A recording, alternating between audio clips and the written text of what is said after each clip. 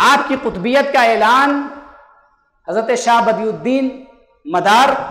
क़द्दसल्लाहु ताला सिर्रहुल अज़ीज़ के एक मुरीद ने, हजरत शेख शहाबुद्दीन काजी शहाबुद्दीन ने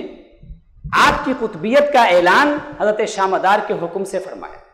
वाक़या ये हुआ कि हजरत काजी शहाबुद्दीन जब अपने पीर से मुलाकात के लिए जा रहे थे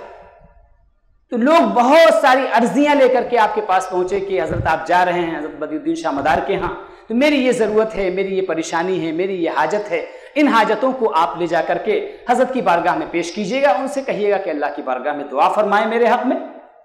चुनांचे आपने उन तमाम लोगों की हाजतों को नोट कर लिया और नोट करने के बाद आप अपने पीर मुर्शिद की खिदमत में हाजिर हुए और वहां जा करके आपने लोगों की हाजतों को अपने शेख के सामने बदियुद्दीन शाह मदार के सामने पेश किया। जब आपने उनके सामने लोगों की हाजतों को पेश किया तो हज़रत बदियुद्दीन शाह मदार क़द्दसल्लाहु ताला सिर्रहुल अज़ीज़ ने फरमाया कि इस वक्त अवध की कुतबियत हजरत मखदूम शाह मीना के हवाले हो गई है। उस वक्त हालांकि आप कम सिन थे,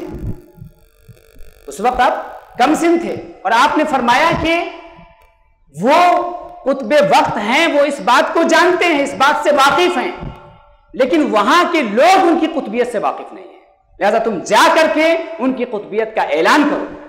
चुनांचे आपने हजरत बदियुद्दीन शाह मदार ने कुछ तबर्रुकात आपको अता किए और कहा कि ये ले जा करके उनकी खिदमत में पेश कर देना। चुनांचे वो वहां से लौट करके आए और लखनऊ आपकी खिदमत में हाजिर हुए और जो तबर्रुक दिया था उनके शेख ने वो तबर्रुक उनको दिया और उसके बाद लोगों की जो हाजतें थी वो आपकी खिदमत में पेश की। चुनांचे जो जैसी हाजतें थी उन हाजतों के मुताबिक आपने दुआएं की, किसी को तावीज़ दिया और